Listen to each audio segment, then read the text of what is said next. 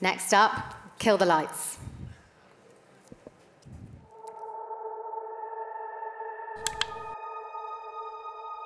Little Sun puts the power of the sun in the palm of your hand, creating beautiful portable solar light and energy devices you can take with you wherever you go. But Little Sun is much more than a lamp or a phone charger. It's a global social project that is connecting the world through sharing the sustainable energy of the sun. Little Sun was launched by engineer Fredrik Ottesen and artist Olafur Eliasson.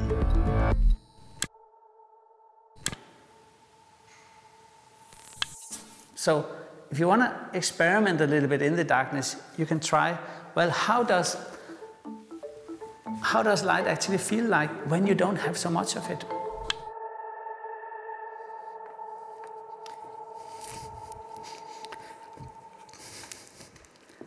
Hi there, everybody. Did you notice the light went out? It is dark now. I, on the other hand, have a little light. So today, this morning, actually, I noticed, as you saw too, that the sun is really shining outside. It's basically pouring down with energy, you could say. So I went out with my little son, and I said, I'm just going to harvest, just going to gather a little bit of power here in my hand and bring it. So when I meet you, I can stand here, and you will be in the darkness, and I have the light.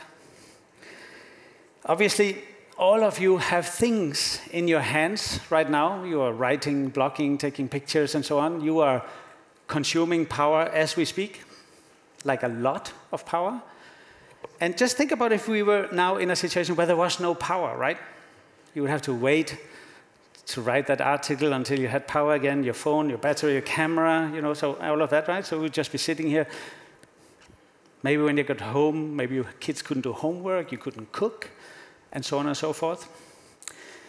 So I'm very interested in, well, how does that then feel, right?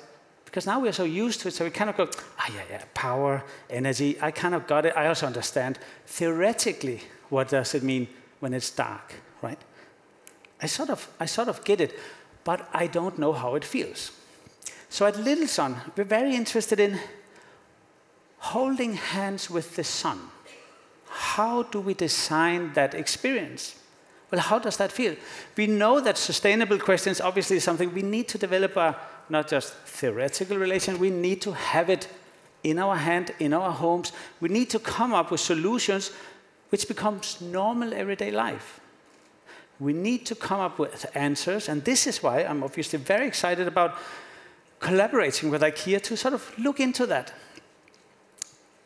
Now, about this darkness, it is actually so that 1 in every 7 person, which is, I mean, see how much light that is? It's kind of nice, right? But 1 in every 7 person is like, not just the ones over there, but it's actually all the way over between the second and the third column. So all of you have no access, right? And the rest of you, you do, right? So obviously, one could say, oh, that is their problem over there, where they will somehow sort it out. We sorted it out in Sweden. Why should they? But obviously, the question about sustainability and the right to have access to energy, it's all of our solution, all of our problem, all of our responsibility. So these ones should obviously be, in terms of responsibility, also here, because we know the climate, the globe, and all of that, right? It's like one planet. There is 1.1 billion people today with no access to energy, and these are the people that Little Sun has worked with so far. Not all of them yet, fair enough, but this is what we're working on. Please.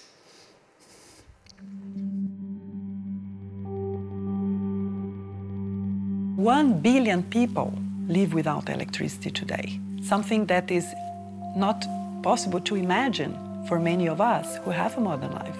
And that gives an idea of the energy gap that is still out there. Today, we have, for the first time, we have energy outspoken in the global agenda. Without energy, you cannot develop. You cannot have access to the many services, to the many opportunities that we have in the modern society today. It's a humanitarian issue, but it's also a democratic issue, because now we're moving into digitalization era. If we want to have clean cities and livable cities, we need to have clean energy. People cannot pump water, which is vital for their lives, because they don't have energy. Sun, that's something many developing countries have plenty of. In that way, these renewable resources can be harnessed at the local level, they can improve the local economies, and at the same time, they can be used to generate affordable electricity to large communities. So I think we are moving in the right direction, but there is still a lot of work to do, and we cannot accept a scenario where millions of people in 10, 20 years' time we will still be without electricity. That's a no scenario. So, Oliver, what does it really mean to be off-grid? Thanks, Antonia. Well, what we know as off-grid is the places where there is not a power station sending power through the cable out into the wall, where we have a socket, and then we sort of plug in whatever we need. That is what we know. When that is not happening, is off-grid. But we have another off-grid too, because our generation, we start to say, oh, I need to go hiking. I just need to kind of go into the mountains for a little while and just take it easy, no phone, and I'm going to bring my solar something, and then I'm going to live off-grid a little bit. So we have to understand on-grid is not just where the grid has not reached it. It's also about having a great time, right? So it's a little more complex than just about off or on. It's also about having the choice of saying, well, I am going to take a break, no phones, no cameras, and have a little bit of solar power with me in my pocket. And Marcus, with IKEA's involvement in this collaboration, what do you feel you can create? I think we could create some really good stuff together, actually, and focusing on solar power then for off the grid. And what IKEA could bring to the table here is of course, our know-how about product development. And I think that would be so lovely to meet with all of the know-how of actually solar powered and also off the grid living from out of Little Sun. So that's the match that we're looking for. And Olafur, what really excites you about this collaboration? Well, obviously, IKEA knows how to get things done, right? So it's an amazing company, and it's very exciting for a small sort of, kind of used to be grassroots, then we got a little organized, now we're working. We have learned so much from working on the ground in sub-Saharan Africa, at the bottom of the pyramid, and we're so excited about taking that knowledge and also allowing the IKEA customers to learn from that knowledge and to have a relationship with solar power or with sustainable answers on the kind of domestic level.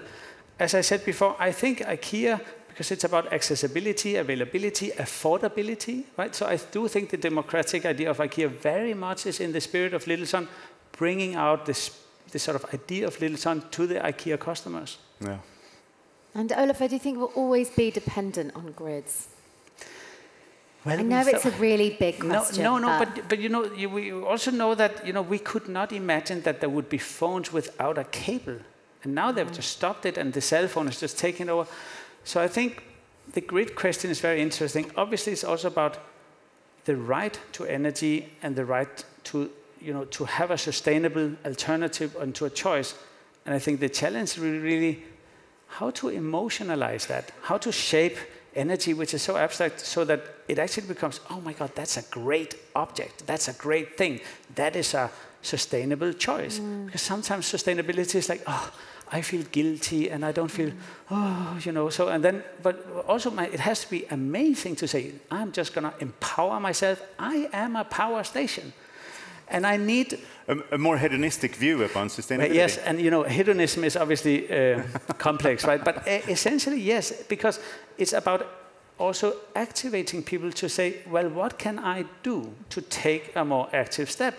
And if we don't offer the opportunities, the solutions, then people might feel disempowered. Then they have to, then they can only participate in maybe buying better power, which people should from the greater grid company. But it's very nice to also, for the children to learn I can, as a child, contribute to reducing the carbon emission. So my daughter asked me, because I made her use the little sun. So she said, so like, Dad, where is all the carbon I saved? Where is it in the garage? Where is it?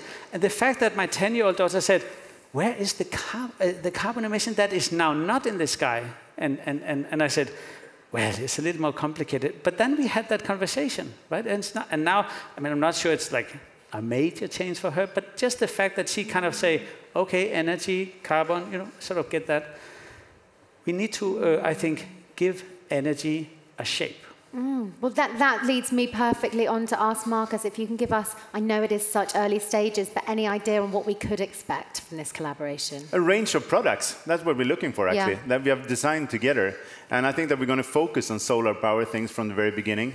But what we aim to take on for the future, when we talk about off the grid, is also things around water, and it's around communication.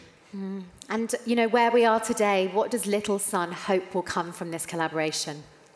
Well, obviously, we can amplify our message through the muscles, you know, IKEA.